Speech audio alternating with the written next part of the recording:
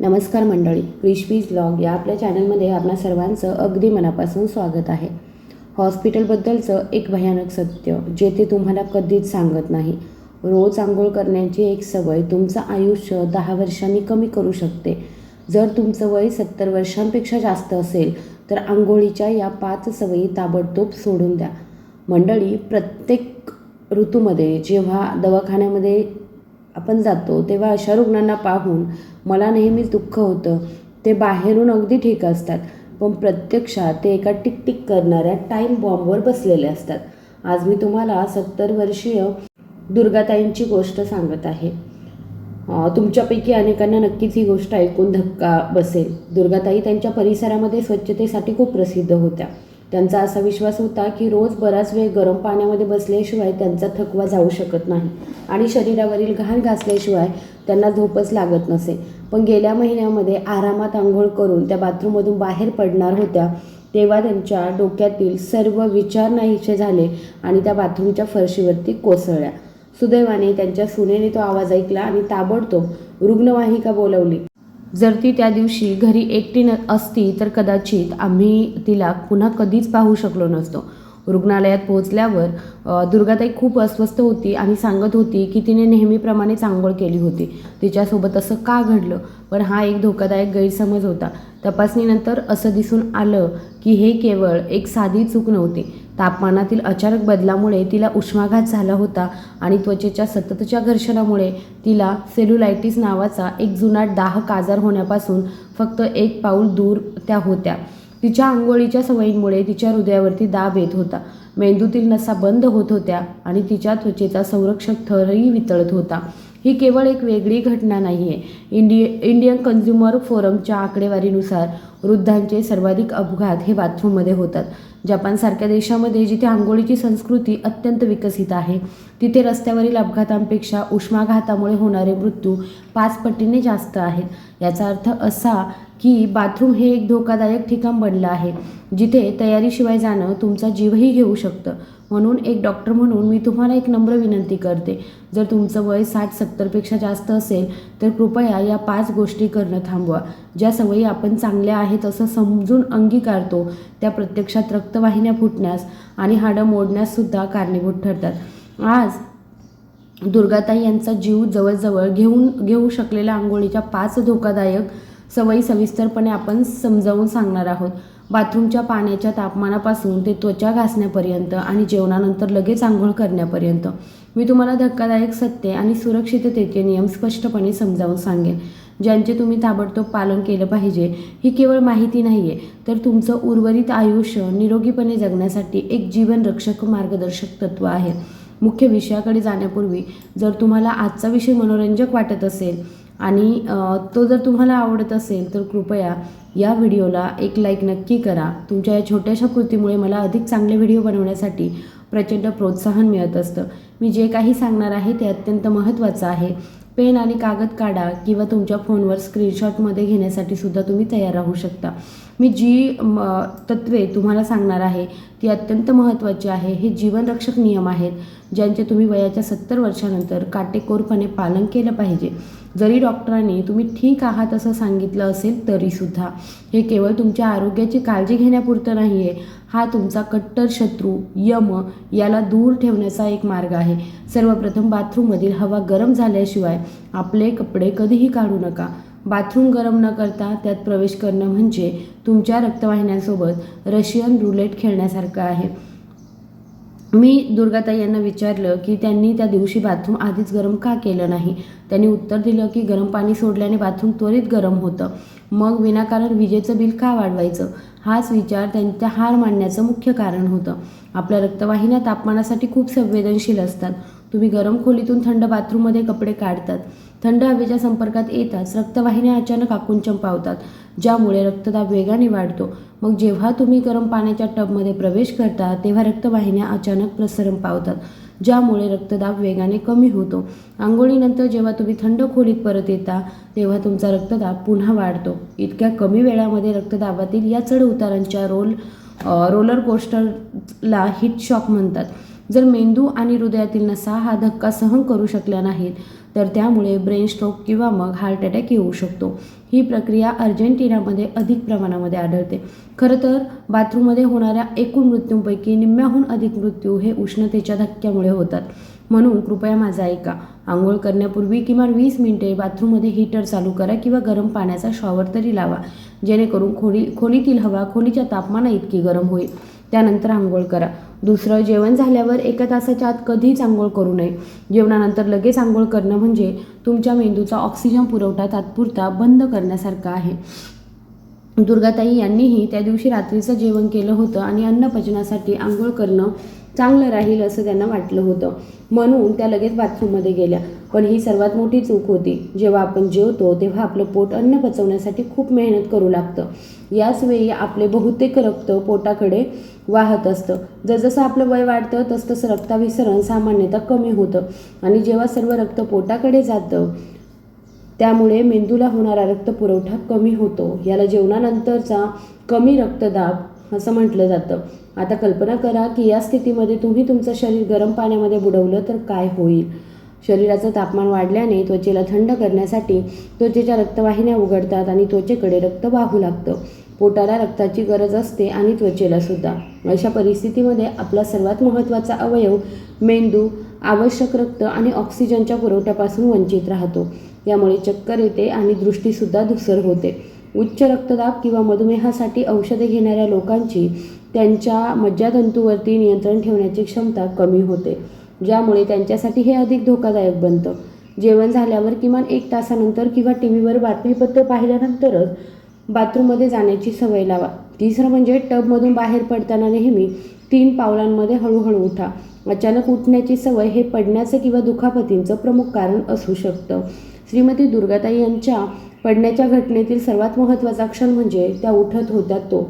जेव्हा तुम्ही 15 मिनिटांपेक्षा जास्त वेळ गरम पाण्यामध्ये बसता तेव्हा तुमच्या रक्तवाहिन्या प्रसरण पावतात, ज्यामुळे तुमचा रक्तदाब लक्षणीयरित्या कमी होतो. शिवाय तुमच्या पायांमधील दाबामुळे पाण्यातील दाबही कमी होतो. तथापि तुम्ही उभे राहताच तुमच्या पायांमधील दाबामुळे पाण्यातील दाब कमी होतो आणि जेव्हा तुम्ही तिथे उभे राहता तेव्हा दाब कमी होतो आणि गुरुत्वाकर्षणामुळे रक्त वेगानं तुमच्या पायांकडे वाहू लागतं. मेंदूपर्यंत रक्त पोहोचवणं आवश्यक असतं, परंतु पंपिंग योग्यरित्या काम करत नाही. याला ऑर्थोस्टॅटिक हायपोटेन्शन असं म्हटलं जातं. तरुण लोक हे पटकन हाताळू शकतात, परंतु वृद्ध व्यक्तींना तोल जाऊन ते पडू शकतात. बाथरूमची फरशी अनेकदा कठीण टाईल्सची बनलेली असते आणि डोक्याला झालेली दुखापत खूप गंभीरही असू शकते. म्हणून आतापासून हे करा. टबमधून बाहेर पडण्यापूर्वी 10 दीर्घ श्वास घ्या. टबच्या काठावर बसा किंवा गुडघे टेका आणि तुमच्या शरीराला गुरुत्वाकर्षणाची जुळवून घेण्यासाठी 10 सेकंद थांबा. तुम्हाला चक्कर येत आहे का हे तपासा आणि नंतर रेलिंग किंवा हँडल धरून हळूहळू उभे राहा. यामुळे डोक्याला 30 सेकंदांचा समन्वय साधता येतो. 1 सेकंद थांबल्याने तुमच्या मेंदूचं संरक्षण होईल आणि कंबर मोडणं टळेल. तर मी आतापर्यंत सांगितलेल्या 3 गोष्टी म्हणजे बाथरूम गरम करणं, जेवणानंतर 1 तासाने आंघोळ करणं आणि 3 पावलं चालून उभं राहणं. तर तुम्ही फक्त या 3 नियमांचं पालन केलं तर बाथरूममध्ये अचानक पडण्याच्या 90% जास्त घटना टाळता येऊ शकतात. ही गोष्ट ऐकून तुमचे आईवडील ठीक आहेत की नाही असा विचार तुमच्या मनात येतोय ना? गावात राहणारे तुमचे सासरे गरम हवामानामध्ये आंघोळ करत असतील का? जर तुम्हाला काळजी वाटत असेल तर हा व्हिडिओ तुमच्या फॅमिली व्हॉट्सअप ग्रुपमध्ये शेअर करायला अजिबात संकोच करू नका. थोडीशी काळजी आणि एक शेअर तुमच्या प्रियजनांच्या आयुष्यासाठी सर्वात मोठा विमा ठरू शकते. मी आधी सांगितलेल्या गोष्टी जीव वाचवणारी ढाल होत्या आणि आता मी ज्या गोष्टी सांगणार आहे त्या म्हातारपणी तुम्हाला त्रास देणाऱ्या भयंकर खाज आणि सुजेपासून जीव वाचवणारे संरक्षण आहे. ज्यांना अजूनही वाटतं की जोपर्यंत मी माझं शरीर घासून स्वच्छ करत नाही तोपर्यंत मला शांत वाटत नाही किंवा मला रोज आंघोळ करावीच लागते, त्यांनी हे काळजीपूर्वक ऐकावं. 4थी गोष्ट म्हणजे त्वचा घासण्यासाठी वापरलेला टॉवेल किंवा लुफा ताबडतोब कचऱ्यामध्ये फेकून द्या. त्वचा घासणं म्हणजे घाण साफ करणं नव्हे. हे आपल्या शरीराचं रक्षण करणाऱ्या अमृत त्वचेचा शेवटचा थर जबरदस्तीने सोलून काढण्यासारखं आहे, जे आत्मघातासारखंच आहे. जेव्हा श्रीमती दुर्गाताई आपत्कालीन विभागात आल्या तेव्हा त्यांचे पाय पाहून मला धक्का बसला. त्यांच्या पोटांची त्वचा वाळलेल्या शेतातील मातीसारखी भेगाळलेली होती आणि सर्वत्र रक्ताचे डाग होते. त्या म्हणाल्या की जेव्हा त्या घासत नसत तेव्हा त्यांना खाज सुटायची, म्हणूनच त्या जोरात घासायच्या. पण सत्य याच्या अगदी उलट आहे. घासल्यामुळे त्यांच्या त्वचेला इजा झाली होती. ज्यामुळे खाज आणखीनच वाढत होते. ज्याला तुम्ही घाण समजता आणि त्याला काढता, तेव्हा ती खरं तर घाण नसते, तो एक शक्तिशाली प्रथिनांचा संरक्षक थर असतो, जो आपल्या त्वचेतील ओलावा बाष्पीभवन होण्यापासून रोखतो आणि बाहेरील जंतूंना आत प्रवेश करण्यापासून सुद्धा प्रतिबंधित करतो. जेव्हा तुम्ही तो एका खरवरीत टॉवेलने सोलून काढता, तेव्हा त्वचा पूर्णपणे असुरक्षित होते. किंचितशा त्रासानेही त्वचा अत्यंत संवेदनशील बनते आणि आपल्याला वेड्यासारखी खाज सुटू लागते. खाज सुटते आणि मग खाजवल्याने जखमा होतात आणि सर्वात भीतीदायक गोष्ट म्हणजे त्या जखमांमधून जीवाणू शरीरामध्ये प्रवेश करतात. तुम्ही सेल्युलायटिस नावाच्या आजाराबद्दल ऐकलं आहे का? या आजारामध्ये जीवाणू त्वचेच्या खोल थरांमध्ये शिरतात, ज्यामुळे लालसरपणा, सूज आणि तीव्र ताप येतो. जर तो गंभीर झाला तर सेप्सिस म्हणजेच रक्ताचा संसर्ग मृत्यूलाही कारणीभूत ठरू शकतो. श्रीमती दुर्गाताई यांनाही त्यांच्या पायावरील जखमेतून जीवाणूचा संसर्ग पसरला होता. स्वच्छ राहण्यासाठी त्वचा घासणं म्हणजे जंतूंचं स्वागत करण्यासारखं आहे, असं म्हणत दार उघडण्यासारखं आहे. मी तुम्हाला आग्रह करते की आंघोळीसाठी सुद्धा टॉवेल वापरू नका. फक्त मऊ हाताने साबणाचा फेस हलक्या हाताने चोळणं पुरेसं आहे. 5वं म्हणजे संपूर्ण शरीराची आंघोळ आठवड्यातून 2-3 वेळाच करा. दररोज संपूर्ण शरीर साबणाने धुणं म्हणजे त्वचेवर उरलेला तेलाचा शेवटचा थेंबही पिळून काढण्यासारखं आहे. अनेक वृद्ध लोकांना वाटतं की जसजसं वय वाढतं तसतसं शरीराला दुर्गंधी येऊ शकते, त्यामुळे त्यांनी दररोज आंघोळ करावी. पण वैद्यकीय दृष्टिकोनातून ही एक चुकीची कल्पना आहे. आपली त्वचा स्वतःहून तेल तयार करते. ते त्वचेवरती एका थराप्रमाणे काम करतं. पण वयाच्या 65व्या वर्षानंतर या तेल निर्माण करणाऱ्या ग्रंथी सुकायला लागतात. 20व्या वयाच्या तुलनेमध्ये हे तेल निम्म्याहूनही कमी आहे. ते तेव्हा करतात जेव्हा त्वचेतील तेल आधीच कमी झालेलं असतं आणि तुम्ही रोज गरम पाण्याने आणि रासायनिक साबणाने आंघोळ करता. तेव्हा काय होतं, जे काही थोडंफार तेल शिल्लक राहिलेलं असतं ते पूर्णपणे धुवून जातं. दुर्गाताई यांना कोणतीही महागडी क्रीम दिली नाही. त्यांना फक्त आंघोळीची संख्या कमी करण्याचा मी सल्ला दिला. त्यांच्या त्वचेला केवळ घाण साफ करण्यापेक्षा 100 पट अधिक काळजीची गरज होती. कोरडेपणा टाळणं, काख, मांड्यांच्या मधला भाग आणि पाय यांसारखे जास्त घाम येणारे भाग रोज पाण्याने धुवा. स्वच्छतेसाठी दर 2-3 दिवसांनी एकदा पूर्ण शरीराचं आंघोळ करणं पुरेसं आहे. यामुळे तुमच्या त्वचेवरती राहणाऱ्या फायदेशीर जीवाणूंचंही संरक्षण होतं, ज्यामुळे तुमची प्रतिकारशक्ती आणखी सुधारते. शेवटी मला मधुमेहींना एक विशेष आणि कडक इशारा द्यायचा आहे. पाण्याचे तापमान तपासण्यासाठी कधीही पायांचा वापर करू नका. नेहमी कोपर किंवा मग थर्मामीटर वापरा. दीर्घकाळ मधुमेह असलेल्या लोकांना नसा सुन्न झाल्याचा अनुभव येतो, विशेषतः पायांमध्ये. म्हणूनच जरी त्यांनी पाय उकळत्या पाण्यामध्ये ठेवले तरी ते फक्त कोमट वाटतात. यामुळे गंभीर भाजण्याची शक्यता नसते. समस्या अशी आहे की रक्ताभिसरण कमी असल्यामुळे मधुमेही रुग्णांमध्ये भाजलेल्या जखमा सहज बऱ्या होत नाहीत. याची सुरुवात एका लहान फोडाने होऊ शकते आणि नंतर पायाला सड लागून तो पाय कापावा लागू शकतो. मी तुम्हाला घाबरवण्याचा प्रयत्न करत नाही आहे, पण रुग्णालयामध्ये आम्ही हे वास्तव अनेकदा पाहतो. जर तुम्हाला मधुमेह असेल तर तुमच्या पायांच्या संवेदनांवर कधीही अवलंबून राहू नका आणि नेहमी स्वतःच्या डोळ्यांनी तुमचं तापमान तपासा किंवा कुटुंबातील सदस्यांची मदत घ्या. तर मी तुम्हाला मधुमेहींसाठी त्वचा न घासणं, आंघोळीची संख्या कमी करणं आणि तापमान तपासणं यांसारख्या खबरदारीच्या उपायांबद्दल सांगितलं आहे. जर तुम्हाला आजची माहिती उपयुक्त वाटली असेल तर सबस्क्राईब बटन आणि नोटिफिकेशन बेलवर नक्की क्लिक करा. जोपर्यंत तुम्ही निरोगी सवयी अंगीकारत नाही तोपर्यंत मी एक सल्लागार डॉक्टरप्रमाणे तुमच्यासोबत असेल. आता मी तुम्हाला त्याबद्दल सांगेन ज्याबद्दल तुम्हाला सर्वात जास्त उत्सुकता आहे. आंघोळ नक्की कशी करावी आणि दैनंदिन दिनचर्या नक्की कशी तयार करावी. मी तुम्हाला तेच सुरक्षित आंघोळीचं वेळापत्रक सांगणार आहे, जे मी दुर्गाताई यांना रुग्णालयातून घरी सोडताना भेट म्हणून दिलं होतं. फक्त त्याचं पालन करा. सर्वप्रथम सहज लक्षात ठेवण्यासाठी 3चा नियम अंगी बनवून घ्या. पहिला नियम म्हणजे आठवड्यातून किमान 3 वेळा पूर्ण शरीराने स्नान करणं. दुसरा नियम म्हणजे पाण्याचं तापमान 38 अंश राखणं. पाणी खूप गरम नसावं, ते शरीराच्या तापमानापेक्षा किंचित जास्त असावं. तिसरा नियम म्हणजे मॉइश्चरायझर लावण्याची सुवर्ण वेळ 3 मिनिटे. बाथरूममधून बाहेर आल्यानंतर 3 मिनिटांच्या आत लोशन लावलं गेलं पाहिजे. तर मी तुम्हाला श्रीमती दुर्गाताई यांच्या स्नानाच्या दिवसाची संध्याकाळ दाखवते. त्यांनी सोमवार, बुधवार आणि शुक्रवार हे दिवस स्नानाचे दिवस म्हणून निश्चित केले आहेत. संध्याकाळी 7 वाजता. त्यांची पहिली पायरी म्हणजे बाथरूम हीटर चालू करणं. जर हीटर नसेल तर बाथरूम वाफेने भरण्यासाठी शॉवरमधून गरम पाणी सोडा.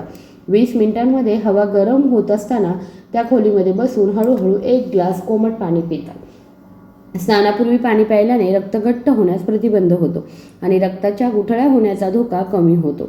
जेव्हा ती 7:20 वाजता बाथरूममध्ये जाते तेव्हा कपडे काढण्यापूर्वी ती हात लावून हवा तपासते.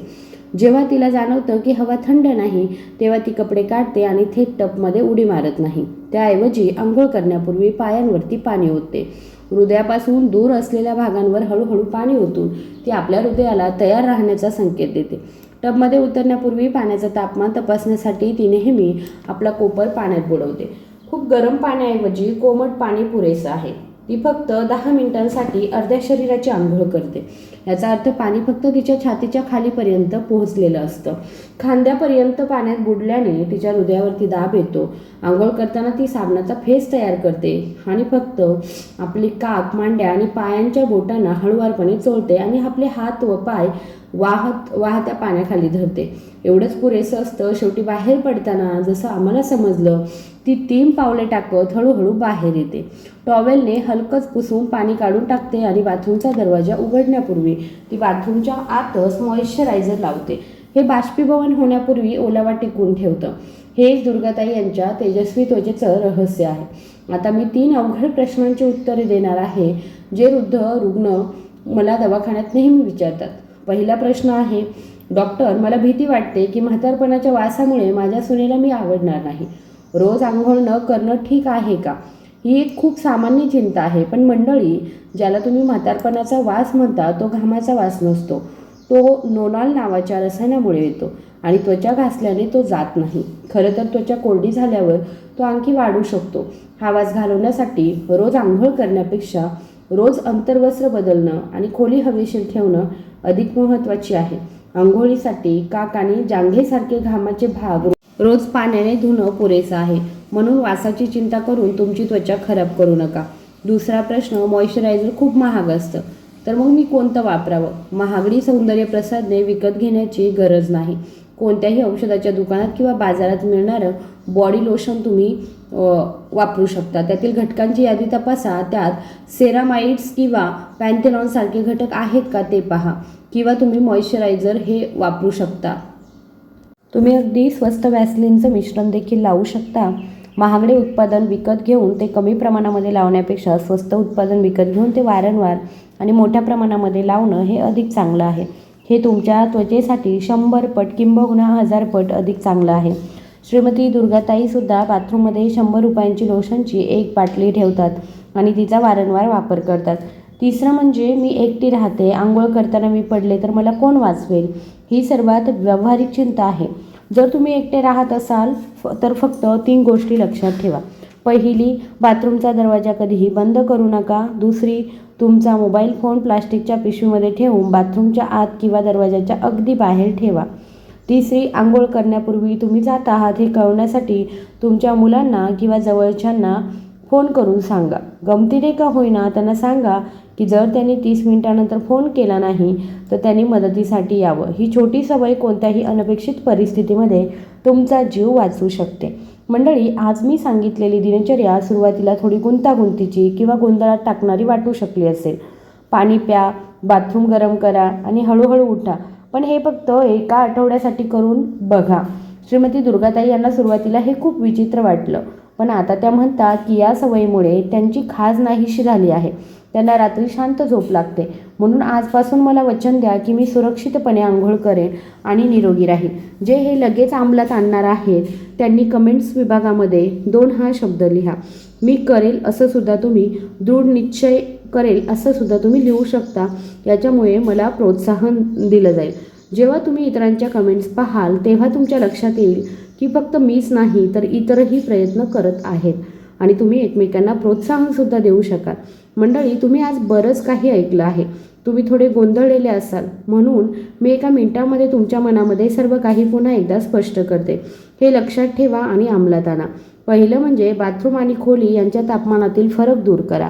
आंघोळीच्या 20 मिनिटे आधी बाथरूम गरम करून घ्या आणि टबमधून बाहेर पडताना रक्तदाब अचानक कमी होऊ नये म्हणून 3 पावलांमध्ये हळूहळू उठा. दुसरं म्हणजे जेवणानंतर लगेच आंघोळ करणं टाळा.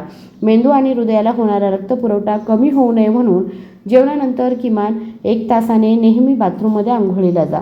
तिसरं म्हणजे कृपया आपली त्वचा घासणं टाळा. रखरखीत टॉवेल वापरणं टाळा आणि आठवड्यातून 2 ते 3 वेळात पूर्ण शरीराची आंघोळ करायची आहे. केवळ यामुळे तीव्र खाज आणि त्वचेची जळजळ कमी होण्यास मदत होऊ शकते. चौथं म्हणजे जर तुम्हाला मधुमेह असेल तर पाण्याचं तापमान तपासण्यासाठी कधीही पायांचा वापर करू नका. डोळ्यांनी तपासा किंवा कुटुंबातील सदस्याची मदत घ्या. शेवटी आंघोळीनंतर 3 मिनिटांच्या आत मॉइश्चरायझर लावण्याची सवय लावा.